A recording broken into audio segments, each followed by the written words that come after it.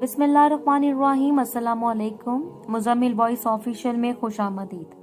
चंद साल कबल मेरा एक अजीज दूर के रिश्तेदार थे, हमारे अरशद नाम था इनका। सऊदीया में मेहनत मजदूरी करने गए थे। कभी वो पाकिस्तान आते तो इनसे मुलाकात हो जाती। एक बार कुछ यूं हुआ, वो अपना नया घर बना रहे थे, किसी वजह से अपने भाइयों से झगड़ा कर बैठे। नाराजगी इस हद तक बढ़ गई, बोलचाल खत्म हो गई, मरना जीना खत्म कर दिया। इन्होंने डबल स्टोरी घर बना लिया। इनके बच्चे अभी छोटे थे।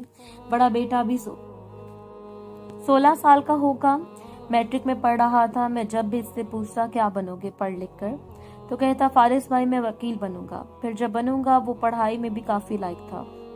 असल में वो गांव में रहते थे और हम शहर में। कभी कभी गांव जाना होता था तो इनके बच्चों से मुलाकात होती थी। फिर कुछ यूं हुआ कि अरशद साहब सऊदीया में काम कर रहे थे। मजदूरी करते हुए इनको हार्ट अटैक आया। वो काफी बीमार हो गए। जान तो बच गई, लेकिन डॉक्टर ने काम करने से मना कर दिया।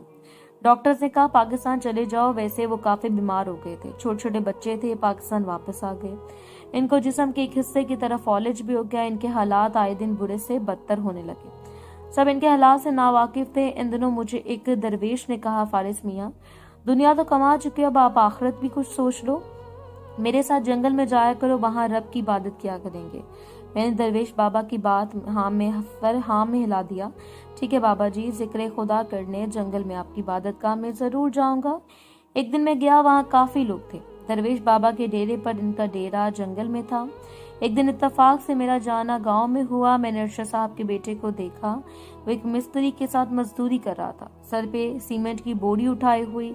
कपड़े गंदे थे, बुरा हाल था। पहले मुझे लगा शायद यूं ही मजदूरी कर रहा था। मैंने कार खड़ी की, से आवाज दी। वो मुझे देखकर दौड़ता हुआ आया। फारिस भाई कैसे हैं? मैंने पूछा क्या कर रहे हो यहाँ, पढ़ना है या काम करना है? वो खामोश हो गया। न जाने क्यों इसकी आंख से आंसू जारी हो गए। हिचकी सी बंद गई इसकी। मैं कार से बाहर आया, प्यार से पूछा क्या हुआ बच्चे? फारिस भाई स्कूल छोड़े हुए 1 साल गुजर गया। अब मैं नहीं जाता स्कूल। अब मैं उस्ताद गामे के साथ दिहाड़ी लगाता हूँ। मुझे धचका सा लगा। बच्चा तो वकील बनना चाहता था और फिर ये सब। इतने में उस्ताद गामे ने आवाज दी और काका सीमेंट खत्म हो गया है, ले आ जल्दी दे, ईंटें भी लाकर दे, जल्दी कर।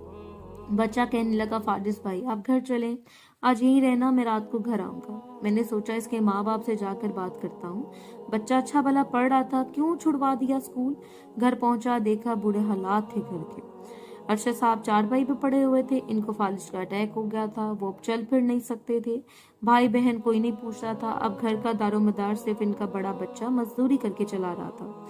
अरशद साहब बेबसी से मेरी जानिब देखने लगे। मैंने हाथ पकड़कर हौसला दिया। फिर अरशद साहब के सब भाइयों और रिश्तेदारों को बुलाया। इनके जमीर को झंझोड़ा।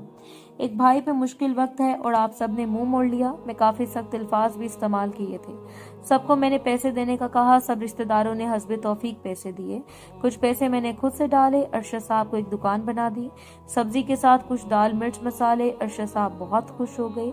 इनकी बीवी ने आंसू से शुक्रिया अदा किया। 2 महीने के बाद मुझे फोन आया, फारिस भाई मैंने वकालत में दाखिला ले लिया है। अरशद साहब के बेटे का फोन था। मैं गांव गया। अरशद साहब की दुकान पर ग्राहकों का रश लगा हुआ था। इनकी बीवी दुकान चला रही थी। कॉलेज से आकर बेटा दुकान पर बैठा। मुझे इस वक्त महसूस हुआ दरवेश साहब के साथ जंगल में जाकर इबादत का वो मजा नहीं आया था, जो मजा, जो सुकून इस इबादत का आया। अल्लाह की रजा की खातिर, अल्लाह की मदद से, अल्लाह के बेबस बंदे की मदद करने से। फारिस इतना कहेगा, नमाज पढ़ने के साथ साथ अगर किसी बेसहारा का सहारा बन जाओ तो कल्ब को सुकून मिलेगा। हर दर्द मिट जाएगा, हर मुश्किल आसानी में बदल जाएगी।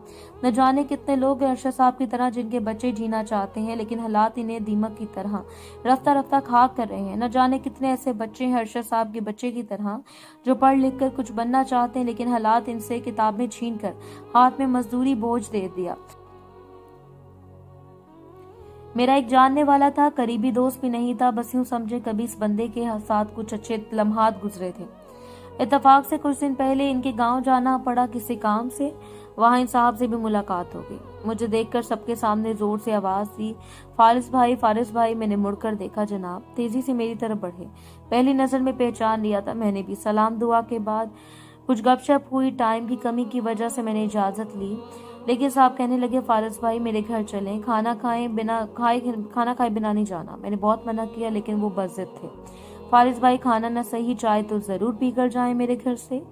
खैर मना न कर सका, साहब के साथ चल दिया। इनके घर पहुंचा, काफी बड़ा घर था इनका, तरह तरह के पौधे फूल लगे हुए थे। बरामदे के सामने चारपाई लगी हुई थी, पंजाबी में से चौंतरा या वेरा कहते हैं। इन साहब के दूसरे तीनों भाई भी आ गए, मुलाकात हुई। चंद मिनट इनके भाई मेरे पास बैठे, फिर चले गए और साहब बाजार से कुछ लेने चले गए। अब मैं चारपाई पर अकेला बैठा था, लेकिन मुझे हैरत तब हुई जब मैंने देखा इनके घर में बच्चे 10-15 थे, शरारतें करते हुए, खेलते हुए। एक तो मेरे सामने से फां करता हुआ गुजर गया। सब बच्चे एक दूसरे के साथ शरारतें कर रहे थे। एक ने जूता उठाया, दूसरे को मारा। अल्लाह का शुक्र है वो जूता मेरे कान के करीब से गुजरा। बच्चे तो बच्चे होते हैं, इनको क्या मतलब फारिस हो या कोई, लेकिन इन सब बच्चों में से 1-2 बच्चे ऐसे थे जो बिल्कुल साइड पर बैठे हुए थे, खामोश थे। एक लड़का था जिसकी उम्र 12 साल होगी, एक लड़की जिसकी उम्र 9 साल होगी। दोनों बहन भाई थे। इनके घर में आलू की सब्जी बन रही थी। मुझे इस बात से अंदाजा हुआ कि वो बच्चा प्लेट में 4 आलू रखे बहन के पास बैठा हुआ था। इसने आलू को फूंक मार दी, थोड़ा सा तोड़कर बहन के मुंह में डाला। यूं लगा जैसे सब्जी में मिर्ची ज्यादा थी।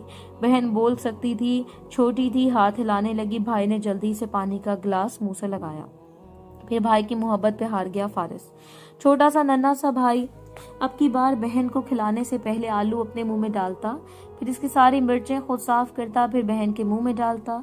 मैं 5 मिनट तक देखता रहा। वो बहन को कभी फूंक मार के ठंडा करके खिला रहा था, कभी इसका मुंह साफ करता, कभी हाथ से। छोटी सी बच्ची प्लेट से आलू उठाने की कोशिश करती तो इसे रोकता।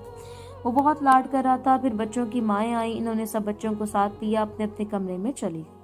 मुझे इतनी आवाज सुनाई दी, रोटी पक गई, आ जाओ खा लो बच्चों। लेकिन वो दोनों बहन भाई वहीं बैठे थे, इनको किसी ने आवाज नहीं दी। बहन आलू खाकर वहीं भाई की गोद में सरक कर लेट गई। मैं बहुत हैरान था, मेरे मन में कई सवालात थे। इतने में वो साहब भी आ गए, चाय के साथ समोसे पकोड़े भी पेश किए गए। गपशप होने लगी, लेकिन मेरा ध्यान इसी बहन भाई की जानिब था, वो भी वहीं पर बैठे थे। जब मैं इनके घर से जाने लगा तो सब मेरे पास खड़े थे, मुस्कुरा कर विदा कह रहे थे।